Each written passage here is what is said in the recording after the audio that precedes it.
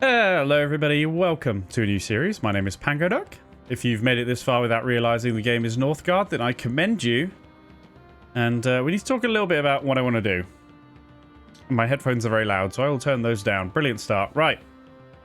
I want to do a single game of Northgard where we talk about how the game works. It's basically going to be like a tutorial, except I'm going to play, but I'm going to be pausing, talking about how everything works. Because I just don't feel comfortable jumping straight in. I originally wanted to record a Conquest mode, which is almost like a dynamic campaign, and just do it that way, but it's too fast-paced for me just to talk about everything then how the game works, and I just don't want to leave it all out there and be like, go and watch a tutorial somewhere else. So it is what it is. That's enough going on from me. So let's just talk very briefly about the game modes. Obviously, single-player and multiplayer will be either with AI or with enemy players. Team games or 1v1, just skirmishes on random maps, just basic games. There's a story mode, which is rather self-explanatory, and then Conquest, which I was going to play. Let's just open it up for a sec, if it will let me. Sure. Conquests are almost like a dynamic campaign where you go through a path of missions like this, and occasionally you'll actually get to pick between two. Maybe in this case, once we complete the first mission, we might be allowed to pick that one or that one. I don't know until we actually did it. And you work your way through and get all the way to the end of the Conquest. And each mission, as you can see, we can't see the rules or victory conditions for these. But the first one, for example, it's got special rules and victory conditions that you wouldn't have normally with your clan. You'll be fighting against certain other enemy clans throughout. And you'll have bonuses. And you'll unlock more bonuses to pick from as you go. And it's just a very cool thing. But today, we're just going to talk about the game. And if you just came here for a tutorial, I apologize for wasting your time. So to get into a normal game, we're just going to go single player, play an own Pango. That's fine. We'll have my orange, Northgard, game mode, not Ragnarok. World hostility normal. We've got no mods. Type, you can choose a type of map, but we'll just go random. That's fine. Whatever. And I suppose we'll just do a medium map and one AI player, and that's fine. Like I'm not overly fussed. That's okay. Victory conditions, we will leave them all on, and we will be talking about them. Okay, so clans. This is essentially your choice of faction, different Viking clans.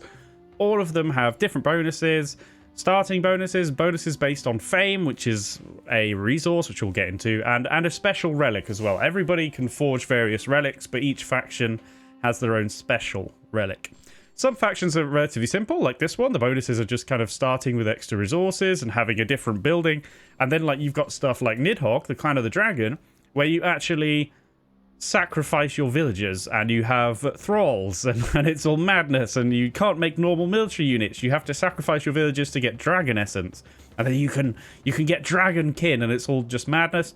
You've got stuff like the snake clan where it's a bit weird. You have a special war chief who grows up each year after winter. You've got the squirrel clan where you have to actually collect ingredients and cook different dishes and get buffs and stuff. So there's a lot going on. Obviously I'm not going to sit here and go through them all. We're going to keep it simple. We're going to start with the Stag Clan. And when I actually finally get to my Conquest, I'll probably play something else. So, I'm actually not going to look at this now because we can look at it in-game and then I can talk about the resources first. The only thing which I don't think we can look at in-game is the Relic.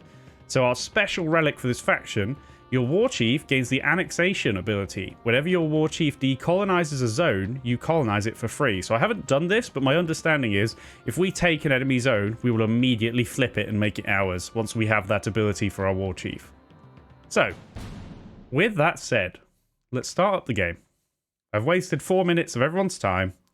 And now we're going to start up the game, and I'm going to immediately pause. I'm going to hit P. Boom. You can click pause down here. It's worth mentioning while we're at the minimap, you can display on the minimap all different resources and stuff, what you want to hide or show if you want to. That's completely up to you. So like special places, our town hall counts as a special place. We can turn that one off. But we'll leave it all on. To be honest, I don't even really look at the minimap almost ever. Sounds pretty terrible for a strategy game, but there you go. So the first thing I'm going to talk about is resources. First thing on the bar is happiness. Happiness is essentially growth. We have a base amount of happiness, and we get happiness from taking territory, but having population reduces the happiness. So as our population sort of grows, that will put a tax on our happiness, and if you're not careful, it will go into negative. And since happiness is growth, you can see it says we currently have +1 happiness. One new villager will join your clan every 38 days. If we pump up that happiness, villagers will come more often. Villagers just spawn out of the town hall, periodically, and your happiness being higher will make that faster, and if you have a negative happiness, they won't come at all. And there are multiple ways we can get happiness up apart from taking territory. One of those, which I will mention now, is we can build this. For other faction would be the brewery. For us, it's the Hall of Scowls, because that's one of this clan's things. But generally, if you build a brewery and then make villagers into brewers, that will give you a bonus to your happiness. And brewers will be listed in this little tooltip, and you'll be able to see. Food, wood, and cash. Well, crowns, but money. These three resources are the main resources you're actually going to focus on. You can see they have plus and minus numbers next to our current totals. Our totals are quite high because we get a bonus as this clan, but we'll go into that. It doesn't matter. The point is, they have this constant display of your current income of that resource, whether it's positive or negative. So we're actually getting food because you can see our villagers are giving plus 16. The reason for that is villagers, because villagers is the base job. We'll get into that, don't worry. But villagers gather food from the wilds when they're not doing anything. So we've actually got 4 villagers. See our 4 population there. And they are gathering 4 food each. And that is why we have plus 16 food. And therefore plus 11 overall, because they only consume 5.2 between the lot of them. With food, and with all these resources, it's not about waiting for a villager to get the food and walk back to the town hall. You'll see them doing it, but it doesn't matter. This is just a monthly ticking up rate. If somebody's assigned to a job and they're working it, it'll tick up at this rate. It doesn't matter what the villager's physically doing in front of you. That's worth noting. So there's no... If you want to switch a villager's job and they're halfway back to the town hall carrying something, switch them immediately. It doesn't matter. I know if you were playing a lot of strategy games, you'd want them to dump off the resources, then switch them to another job. Does not matter in this game. So that's food. Wood, obviously the same. You can see we're losing wood because we have to use wood for firewood. So by default, and obviously we don't have anybody chopping wood at the moment. And the same with money, we actually earn +3 for the town hall. As we build more buildings and stuff, buildings will cost upkeep. So that'll start to make a dent in that, and we'll have to earn more. Plus the fact we'll have to spend money to buy military units and other little bits like that. So those are the 3 main resources which we're going to want to constantly have, if possible, a plus modifier going. In winter, you will consume more food and wood. So it's nice either to... Maybe you can still just keep them in the positive during winter, but if not, hopefully you've got a bit of a stock so that it can tick down, but slowly, and you won't starve or run out of firewood. Okay? So that's those 3. Stone and iron are not like that at all. They don't tick up and down. They are a static, flat resource, and you might find a stone deposit, let's say in the next zone, and it might have 30 stone in it. And you can mine that out at your leisure, and, you know, you'll have 30 stone once you've mined it all, unless you mine out 10, then spend it or whatever. But the same with iron, you will just find them in zones, deposits. You can build a mine, get someone to mine them out. You'll mine however much was there, and then it's gone. And that will just sit there until you spend it. As you can see from the tooltip, stone is usually spent to upgrade buildings. You'll first upgrade your town hall. It costs 10 stone. We'll get into that, though. And then other buildings can be upgraded as well using stone. For iron... It's for about weapons and tools. We can actually build... I know, don't worry about the buildings too much, but we can build a forge. And that will... It's almost like another form of technology, where we can get permanent upgrades for our units by spending iron. That's the best way to think about it. We can also use iron to summon our war chief for a couple of clans. Some clans have to actually recruit their war chief, which is like their strongest military leader unit, their hero unit, so to speak. And that will cost 5 iron. But generally, just think about iron as... used for the forge for the most part. So you could almost forget these 2 when you're first setting out, because you just want to get a good income on these 3, especially food and wood. Right, so that's all the resources, which was sounded more complicated than it needed to be. Now we have the population, which is rather self-explanatory. We have to, much like most RTS games, build housing. We have 6 by default. We're obviously, because we have positive happiness, we will be growing. But if I just unpause for a second, click that, you can see the next village is at 1%, and that will start to tick up because we have positive happiness. And then once that villager spawns, we'll be 5 out of 6. And when we get to 6 out of 6, no more villagers will spawn until we build houses, which is just another building. It's worth noting that it does cost lumber and money for a house, but not very much. 10 is not a lot. Okay, so that's population, very standard. And then we also have Warband, which is essentially military population. It's still, if you make a military unit, they still take up one of these population, but you can only make military units up to your cap, which is currently 0. When we build our first military building, the training camp, you can see it says increases your warband size by 2. So then we'll be 0 out of 2. And once we've built the training camp, we're then allowed to build the axe thrower camp and the shield bearer camp as well. And again, each time you build one of these, it goes to increase your warband size by 2. So let's say we didn't recruit, we built this, but we didn't recruit anything, we'd be 0 out of 2. We then went and built an axe thrower camp, we'd be 0 out of 4.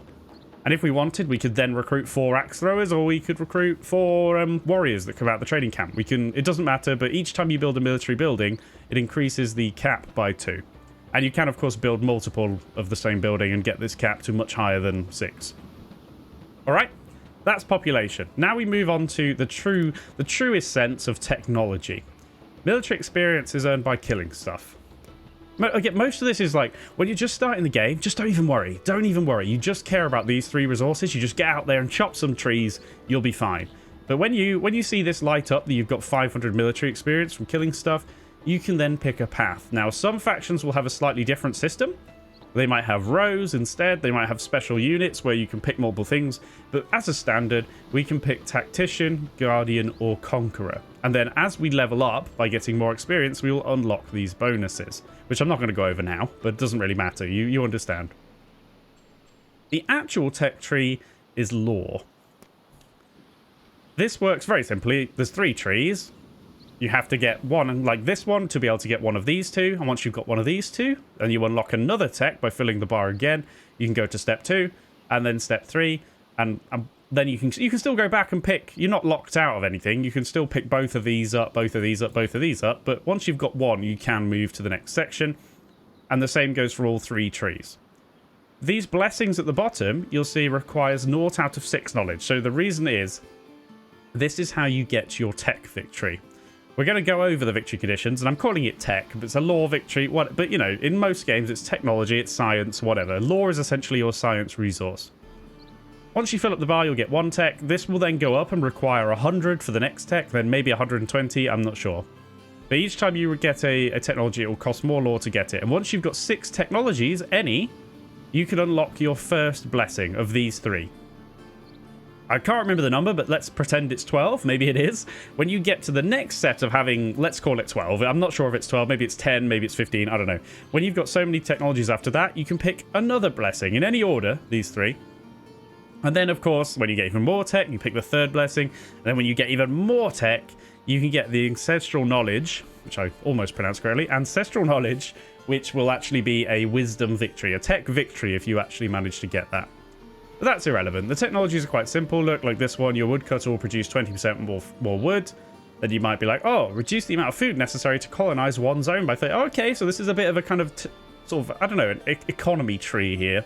You've got a military tree, and then this is more about money, generally. You can see some of them have a stag symbol next to them. Those are clan-specific technologies. So only the Stag Clan has these.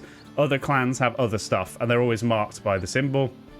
The Snake Clan actually has a technology, I think it sits here for them, where they can steal somebody else's technology, which is pretty cool. But there you go. That's everything up here. Now, victory conditions. Domination, fame, trade, wisdom. Domination, obviously, kill the enemy clans. There's only one enemy clan for us. Fair enough. Fame is a resource. We get fame by taking territory, by killing special enemies. There's a lot of ways to gain fame. I think there's also the Altar of Kings, which is sort of a fame-orientated building. It provides resources for every 200 fame you've got, but it also provides 50 fame when you build it. There's a bunch of stuff. Fame is almost like culture in a way. You get fame for doing impressive things, and if you get enough fame, you will earn the title of King. There's several titles on the way up there, and you will win the game through fame. Trade is essentially have money. That's it. That's earn an absolute ton of money and win the game through trade. I don't normally go for that one, to be honest. And then wisdom is what we've just discussed, winning through technology. The only other thing to consider is a couple of factions, I can't remember who, a couple of clans, have their own special victory condition as well. For example, I know the Squirrel one they can cook some absolutely massive feast or something to win the game. But obviously it takes a very long time to get there. Okay, diplomacy, not really important at the moment. Obviously the enemy clan we don't know anything about. There will be neutral factions. There are stuff like kobolds, dwarves, Draugr, like scary dark elves that come and keep stabbing your villagers. All kinds of neutral clans we'll run into. We can trade with them or we can kill them. And if we kill them, we'll get fame, of course. And rivalry, which is an interesting thing. You can, bearing in mind that this game has often got more than 2 clans in it. Sometimes it's team games, sometimes it's just free-for-all. But you can assign a rival and then get various bonuses for it. For example, like this one. Bullying. For each 50 fame... Let's start again. For each 50 fame you have more than your rival, military units' defense is increased against that clan. Against your rival. Your rival gains fame when killing your military units, however. There's always a bit of give and take with these. A little bit of risk-reward. Town twinning is a really interesting one. For each population you have more than your rival, the arrival speed of both its villagers and yours increases. So for each extra population you've got over your rival, both of your towns increase their population speed, both your rival and you.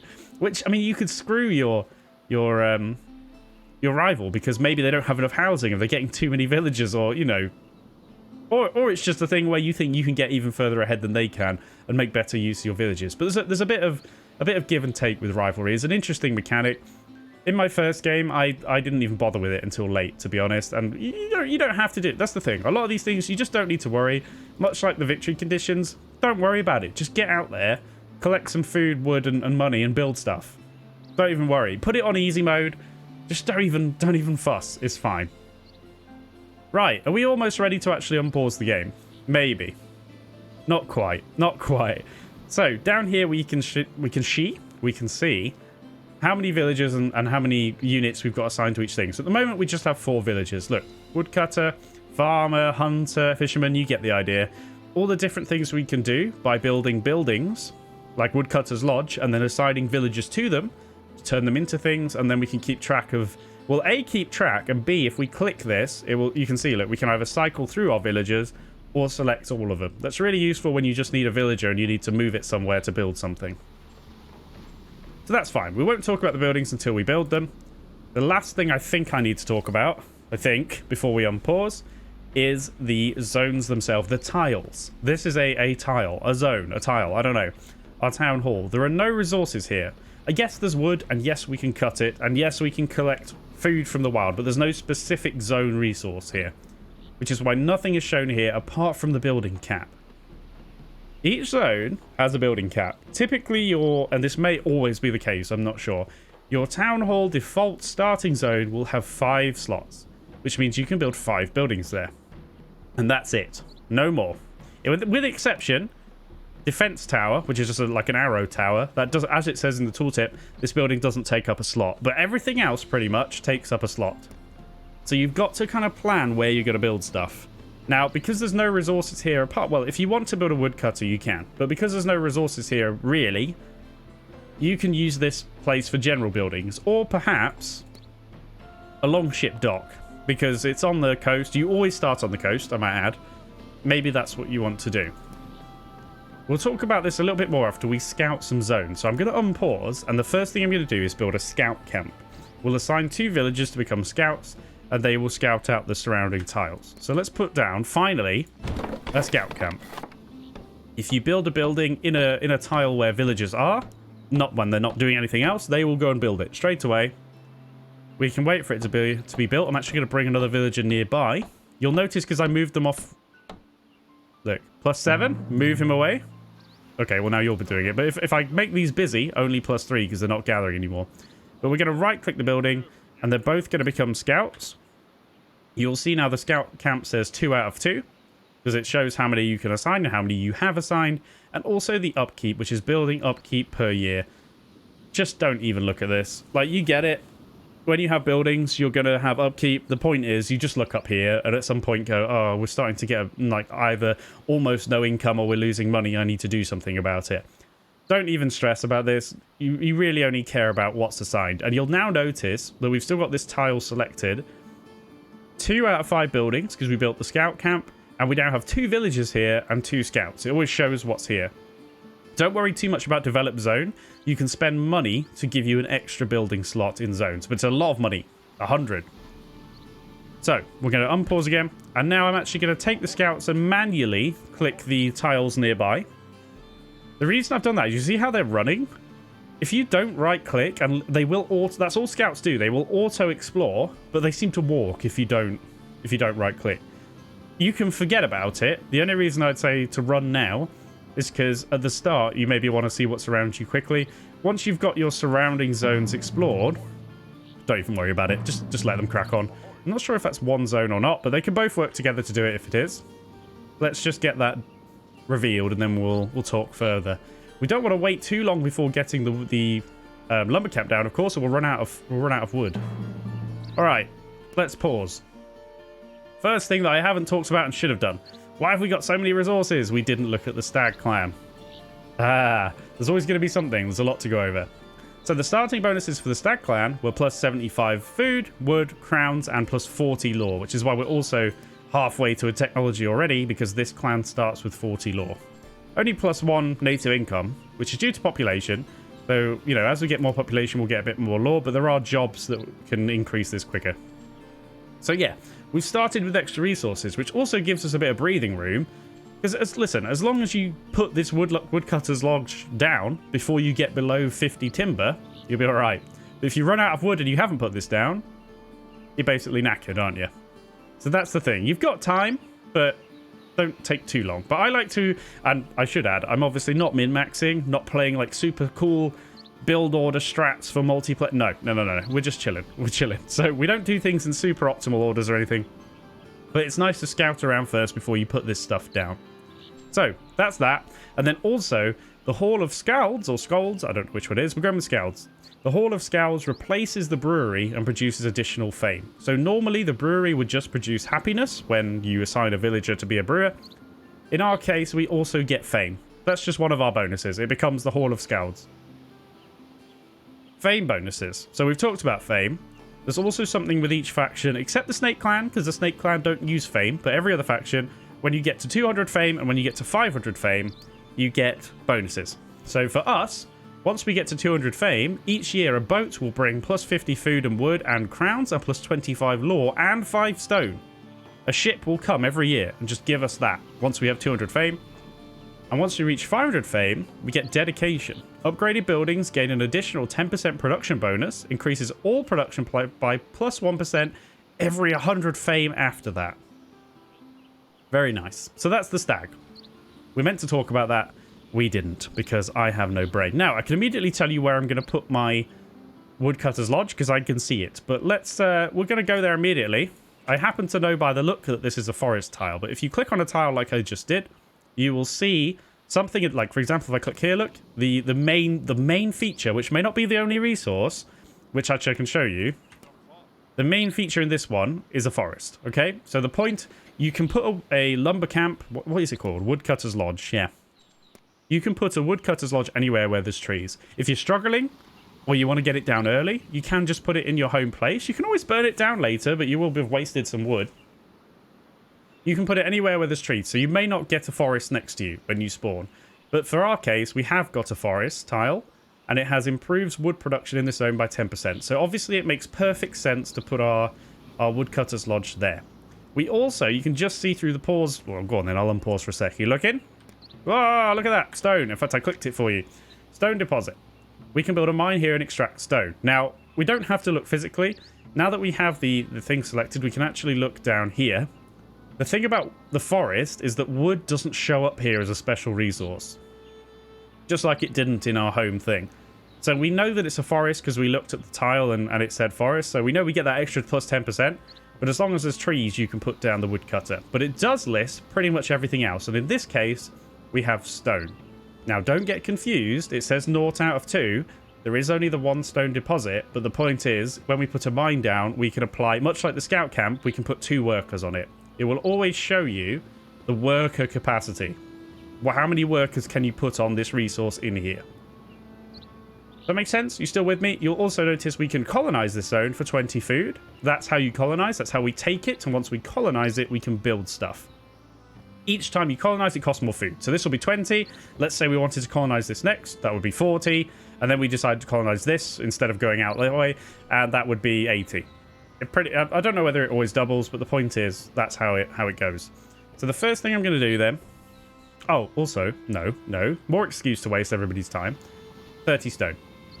As I said, static resource. This deposit has 30 stone. We can mine 30 out of it, then it's gone. And then you will just burn down your mine and build something else. So that's worth noting, because this zone only has 3 slots. One of them will be a mine, obviously, because I want to mine that up. However, after it's mined it, we can just get rid of that and build something else there. So it's just worthy of a consideration. So the first thing I'm going to do is colonize this, but let's take a look at our other tiles as well. We've got a tile here that has deer.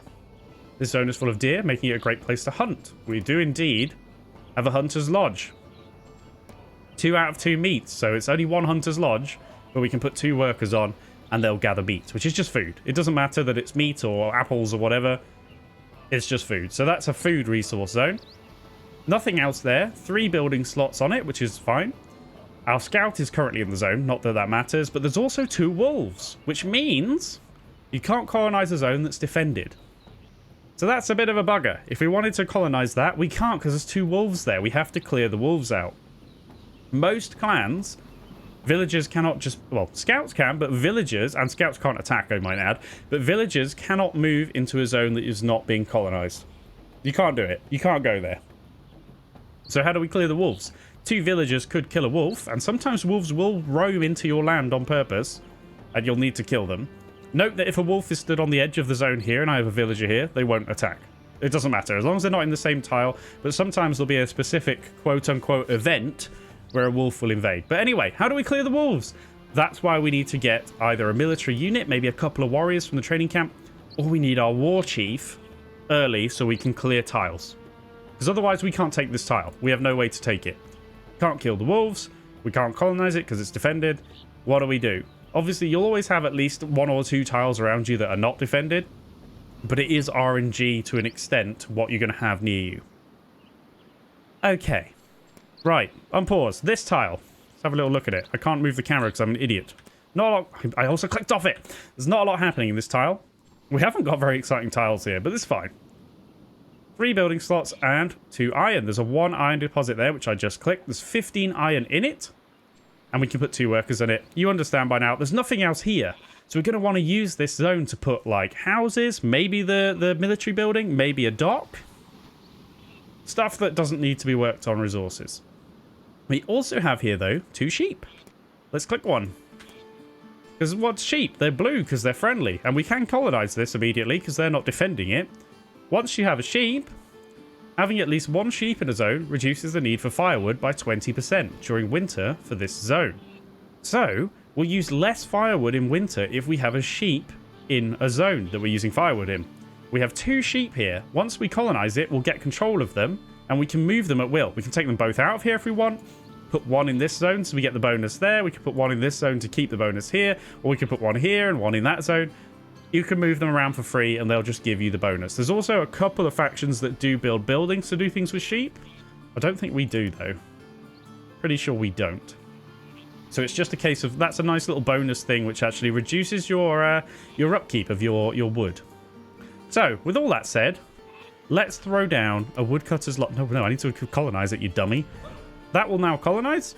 It takes a moment. We've spent the 20 food. We've got plenty of food, obviously. It's a nice thing of having this extra resources as the Stag Clan. You've always got plenty at the start. Right, that's colonized. That's ours. Woodcutter's Lodge. Now, I will pause to not waste time, but if we sat here, you would notice nobody's building it because villagers will only go and auto-build stuff they're in the zone of. We could move a villager just in here and leave them there, and then they would build it, but we can just also select a villager, either by clicking them there or by clicking here and cycling through. And then right-click it. They'll go build it. The thing to note, they will not auto-assign themselves to it afterwards. So once it's finished, they'll just wander around.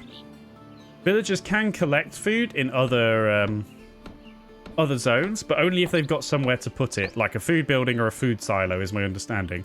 So once this is finished, I imagine this village is going to stand there and do nothing, because we're not in this zone, and there's nowhere to collect food and deposit it here. There you go, doing nothing. What I will immediately do is make you a woodcutter. That's now taking us, look, to +4 wood, which is excellent. Our scouts are continuing to explore other stuff. Just while we're here, out of interest, this is a wolf den zone. Wolves will spawn in this zone until you claim it. Colonize this zone to gain 30 fame and 5 stone. There's also fish here in the lake. So we need to defeat the wolves, colonize it, we'll get some fame and some stone, and then we can actually harvest the fish for food. Okay, we're in a good spot. We're not going to rush, by the way, or play efficiently.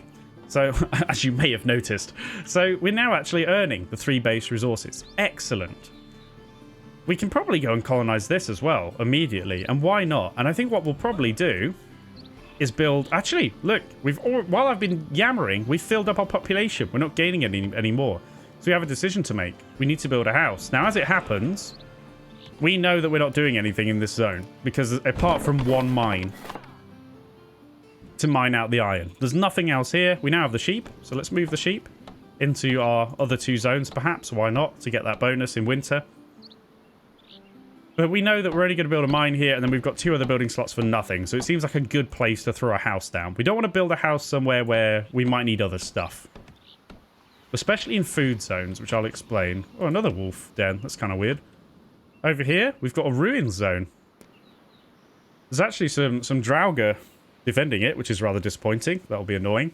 But treasure is waiting to be found here. Only scouts will have the courage to venture within. Colonize first to explore. So with the ruins, we can colonize the zone, and then we can send a scout in, and they will take a bit of time, but explore the ruins and get a bunch of treasure. I don't know. Maybe it will be lore. Maybe it will be crowns. Whatever.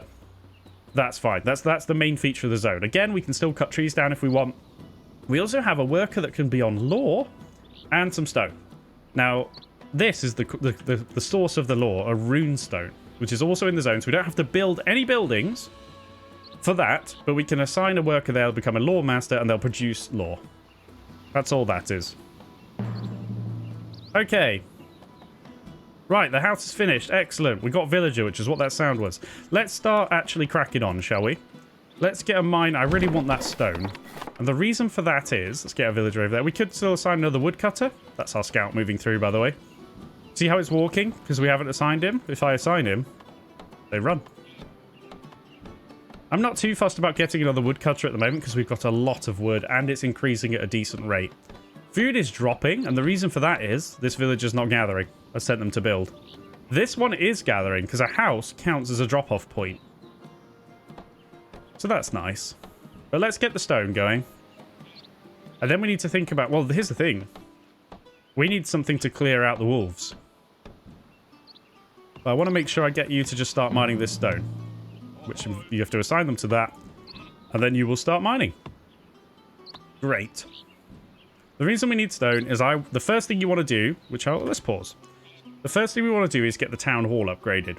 Because that allows you to upgrade other buildings, increases maximum population by 2, which is, you know, just a nice little bonus, and population growth by 20%, which is very nice. But crucially, we can't upgrade anything else until we've got this upgrade. So we want to get 10 stone in and get that built. But the next thing I want to do is colonize these 2 zones, really. I mean, we can go this way once we've scouted it. Maybe there won't be enemies there, although that looks a lot like a Draugr. Yeah, so that's going to be pretty bad. So we can't really do anything until we clear these out. So... what do? We need to build a military camp, don't we? I'm not saying that this... Well, a training camp, sorry. I'm not saying this is the best build order or anything, but that's the next problem we've got. We've got plus of every kind of resource, but we don't have any way to take these 2 zones. So let's get a training camp. And I think I will actually build it here. Because, like I said, we're not going to use this zone, really, for too much. Maybe a dock, but we're also going to put down a mine and get that going. But I don't want to do that yet, because I don't really... Scout switchboard new zone... Oh, it's a dead end, but there's also 2 Draugr there. And iron, again, but 2 Draugr. Fair enough. That sound we just heard means that we can get our first lore, 80 out of 80. What do we want to go for? I do like this. Because extra wood is lovely, obviously, but then I love this. Reduces the amount of food necessary to colonize each zone by 30%. We'll get to food silos, don't worry about it. Crap. Well, fine, we'll talk about food silos. If we are in a zone where we could build a food building, like the fishery, for example, next to that fish, if we build a food silo in the zone as well, improves food produced by specialized workers. Now, that means that essentially the reason it says that, if you build a silo in a zone and have villagers gathering food from the wild, it does nothing. It only works on, like, food resources. Hunter's Lodge, fishing, farms. So, increases their production by 10%, and it also increases your maximum food storage. You can see there at the top right, the tooltip, we can only store 500 at the moment. That could be important. Sometimes, there are well, A, it's nice to store more food, obviously. B, sometimes you need to store a load of food to use for a special objective. So that's also a kind of important thing. Right. So yeah, for each food silo, gain plus 3 food and plus 0.5 happiness. And if we upgrade the food silo, we get plus 5 food for that silo and plus 1 happiness, which is huge. Okay. This one, though, is a immediate tech, which is clan-specific. Scowls will produce plus 1.5 crowns. Scowls' tool improvement is free, and forging time is divided by 2. Okay. So, as we talked about, we have the Hall of Scowls instead of the brewery. Typically, the brewery will just generate happiness. Ours generates fame as well. And now we see we can get a technology to also have it generate money, which is obscene. The tool improvement is what I talked about from the forge. We will spend iron to improve basically each job. That's the best way to think about it. We can get upgrades for each job to increase their production. So what it's saying is, go back to the technology, our improvement for Scowls, for this building, for these workers, is free, doesn't cost any iron or anything or money, and it takes half the amount of time to get it. Wow. I think we might actually get this, because this is cool. Are we going to get it? Let's unpause. There you go. And now we need 100 to get the next tech. We can either get one of those, or we can go back there. That's actually huge, because what I was going to do, I will pause again. You can't stop me pausing for a million hours.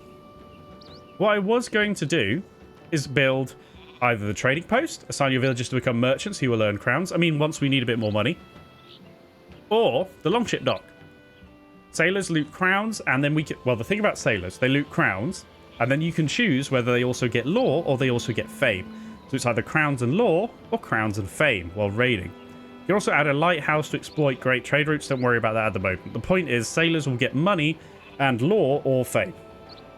Typically, I go for lore. Okay, I've been talking a lot. My voice was getting away from me. I had to take a drink.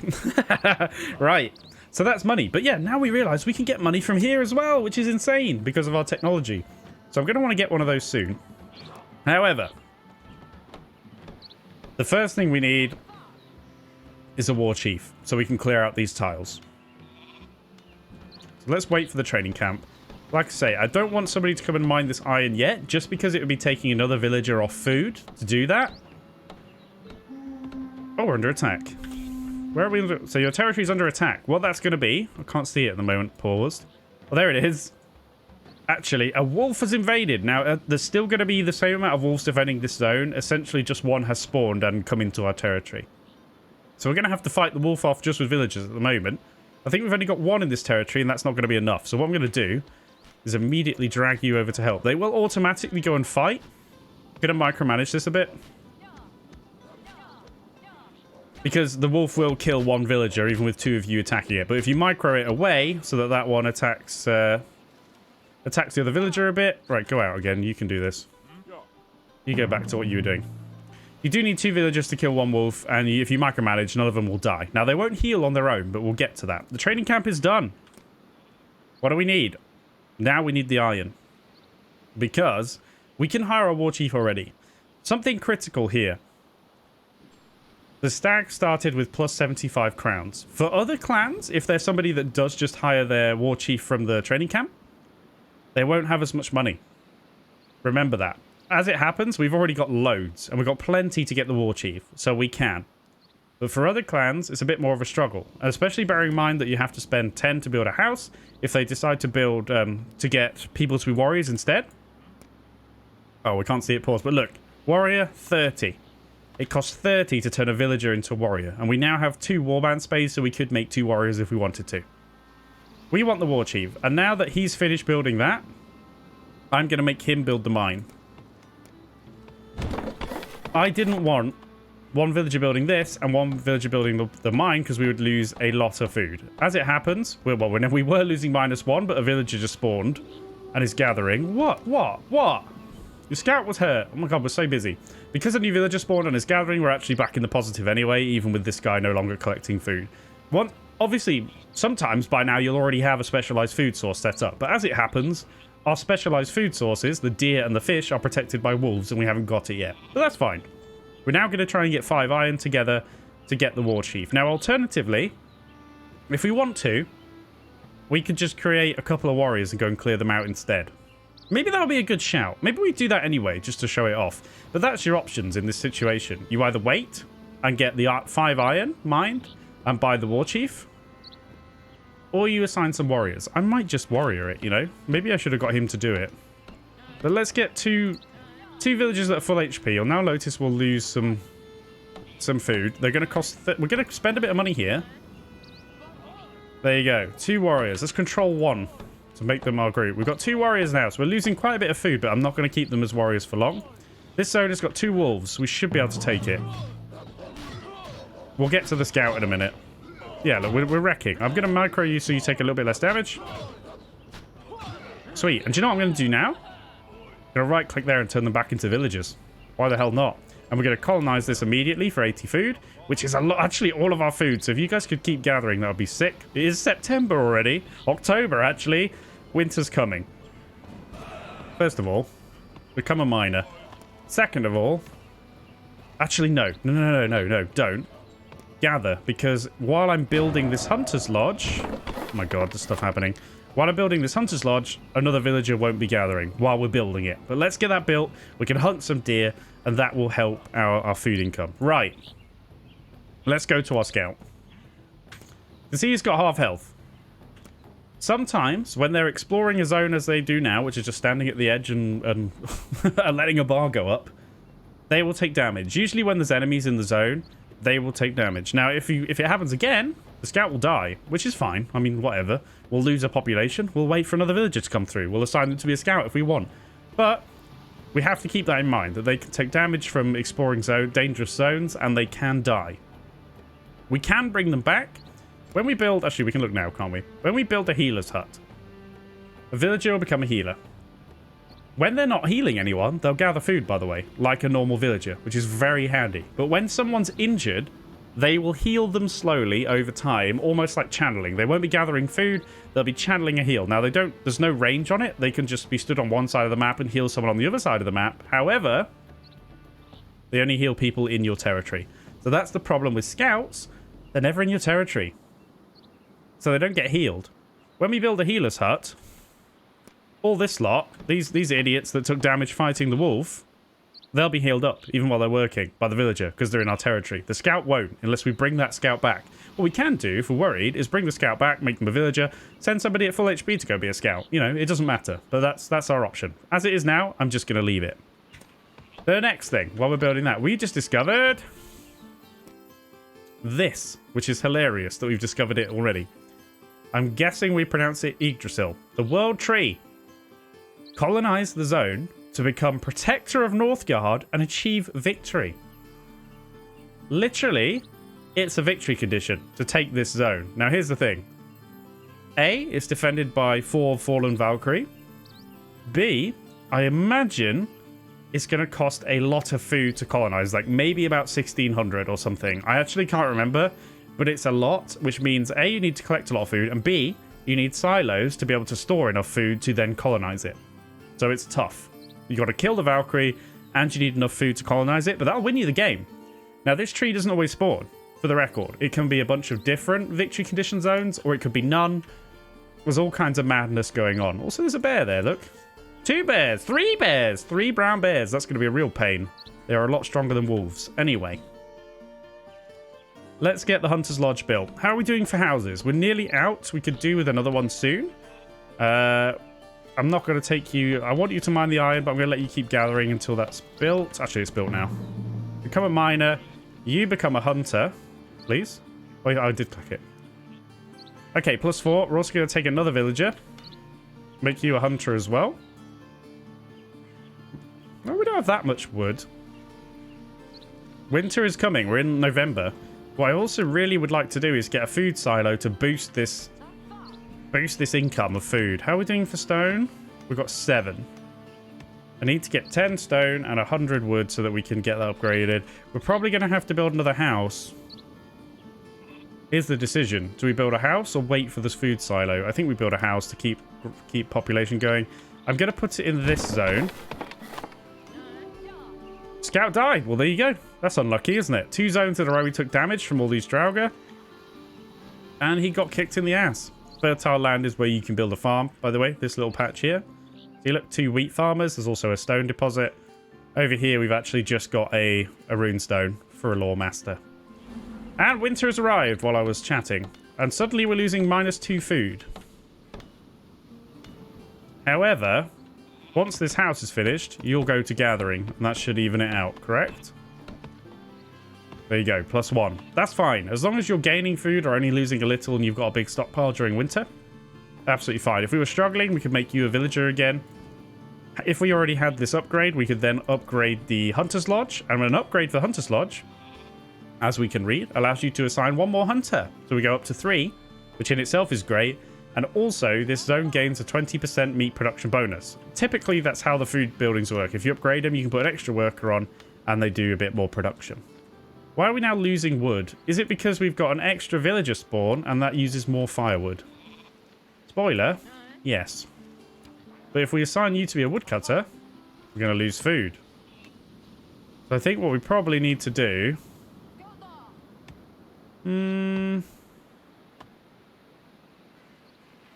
We have 10 stone, actually. I'm going to take you off, because I only wanted that 10 stone immediately. I'm going to make you a villager. I thought about the iron, but I kind of want to be greedy and get 5 iron so we can finally get a war chief, which will be a really big thing for us. Winter is about hunkering down and surviving, because we use a lot more stuff. The only other thing we haven't talked about with winter is your military units are weaker. For most clans. Some have different bonuses, but our war chief will have less attack power. 1 more. Come on. Oh, you're not done yet? Come on, bro. Come on, bro. We have 4. We just need 1 more iron.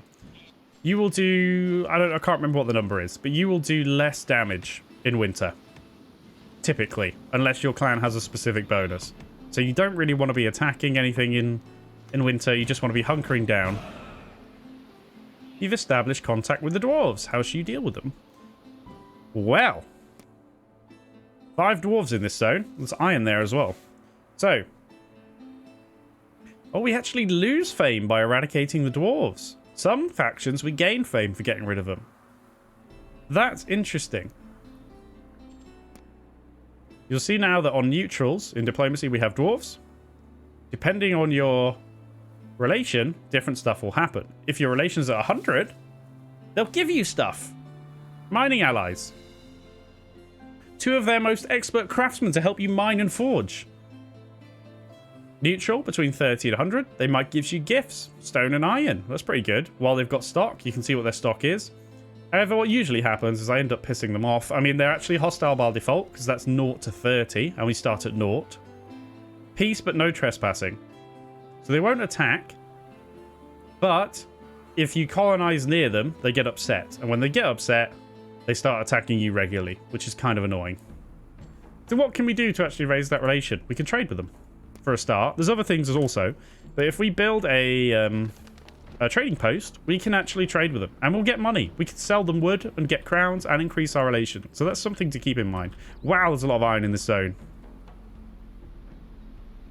You can only build 1 mine, apparently, in the zone, but look how much iron there is. There's 4 deposits of 30. There's 120 iron in that zone. That's ridiculous. But when we colonize it, that's going to annoy the dwarves because we're right next to them. Everything has its drawbacks. Right. How are we doing? We have enough iron for our war chief. But we don't have enough money now because we spent it on the house, amongst other things. What else? Oh, we spent it on 2 warriors. Of course we did. So we need to wait for this to tick up. But what I'm actually going to look to do... And I think I can do it now. We're already in February. Winter's nearly over. Oh, we have another law. Let's pause for a sec. That's what that sound means. Where do we want to go here? I'm going to build the Hall of Scowls, by the way. If I was going to build the longship dock, I might immediately go for shipbuilding. Unlocks the lighthouse, which is one thing, but increases sailors' resource production by 25%. What I might do is just come up here for now and get sharp axes. Woodcutters produce 20% more wood. I think I will. I'm not really fussed what we do here. And then... oh, hello. We're under attack. Over there. Is that... oh, why am I pausing? We can fight it off. It's just one wolf invading. We'll micromanage you away. It's now not winter anymore, so do a bit more damage. Okay, they're done. Once you're finished right-clicking on stuff, they'll just go back to the job as long as they're in the same zone. We have nobody on them. Oh, we took you off the mine. We have a villager here. Go and be a miner. Because now we're not in the winter anymore. We're earning way more stuff. We're getting loads of food. All of Scowls. I'll tell you what, for the sake of it, and for the sake of getting on with the game, let's build it here. We've got quite a few villagers now. We need to get wood in, which we've got 2 workers there. We could build another woodcutters here or anywhere. What else is in the zone? Nothing apart from the food. So it wouldn't be the worst idea, because what I'm going to do is build a food silo here, which takes us to 2 out of 3. And then with the 3rd slot, I can do whatever I want in this zone. Could get the docks actually there even. I assume. It'll let me. We're just about on the coast. Or we could get another woodcutter. Now that we're earning a lot of food, you know what I'm going to do? I'm going to organise a feast, which hopefully we can look at while paused. Yes. So, for 100 food... We can organise a feast. A feast gives +2 and 20% bonus to all production and 2 happiness for 1 month, as well as 20 fame. The happiness is crucial because that's obviously our growth rate as well. So let's do a feast because we're gonna have loads of excess food, and now we're gonna boost the income by feasting. We have our Hall of Scouts, so we're gonna create one. There we go. We get money. We get happiness. And we get fame as well, so everyone's just buzzing. We have 160 fame for the record for the moment. That was hurt. Right, we need to stop dying. Another thing I'd like to do is get a healer. But first, I think I'm going to get... No, screw the food silo, actually. Let's get a healer. And actually, the healer can be the 3rd building there, I think. That'll be all right. We need a villager in that zone to build it. Let's do that. So we've only got... We can put another scold in if we want. For now, I'll just keep the... Actually, no, let's do both. Because we've got plenty of food. We don't need villagers gathering and not doing anything. In fact, we've got so much, so I'm actually kind of content to go and put you as a 2nd miner and get this iron mined out a bit quicker. Of course, I haven't got this upgrade yet. We need to get 100 wood and do that. It's a lot to build. Probably need to end this episode sometime in a moment, which is kind of good because I'm ready to sort of start... Now that I've explained a lot, let's make you a healer. I'm ready to kind of ramp up and crack on. So, this healer's not going to be gathering anything because you can see they're healing, and they're healing this villager. Once he's topped off, they'll go on to the next thing. If we want to prioritize, we can click on the healer's hut and click the target we want to prioritize healing. Right, we have the money. Let's get our war chief. There you go, our default war chief, which I've made control 1. Every clan has a war chief, some people have special ones. It's a very strong military unit. Can I help you? Where are we under attack now? There. War chief, get up here. I mean, there's 3 of them anyway, plus a hunter with a bow. It doesn't really matter, but I suppose you should be here anyway. Quite a strong unit. We can see attack power and resistance and health, and you can compare that to other stuff if you want to. Fallen sailors are approaching your coast. This is a bad time. Right. It's now time to end the episode, I think. And then we'll go into the next episode, we'll carry on, and we're going to play at a little bit of a faster rate, because I think we've explained all the basics. You should understand how resources work, how tiles work. If you have any questions, by the way, drop them in, I'll answer them, by all means. You can see what we have. We've got a couple of hunters working there. We've got 2 woodcutters working there. Maybe we want some more woodcutters, we'll see. 3 miners at the moment, 2 here and 1 up there. Couple of scolds getting happiness up, but also money, which is amazing thanks to our technological upgrade. 1 healer. Again, if we get another healer, by the way, they still only heal 1 target at a time, I believe, but they'll heal it faster, obviously. Got our 1 scout remaining who's getting hurt, and we have 2 sheep as well, which is lovely. As we move on, we'll look to expand a bit quicker now. We'll look to build stuff. and we'll keep having a good time, and we'll see how we go towards any of the victory conditions that present themselves. So anyway, it's been almost an hour. If you're still here, thank you very much for watching. I hope this has been helpful. I know I've been very heavy on the explanation and the detail, but that's what I would want personally if I was trying to pick up the game. So anyway, everybody, as always, thank you very, very much for watching. Have an awesome day, whatever you're doing, and I will see you in the next episode.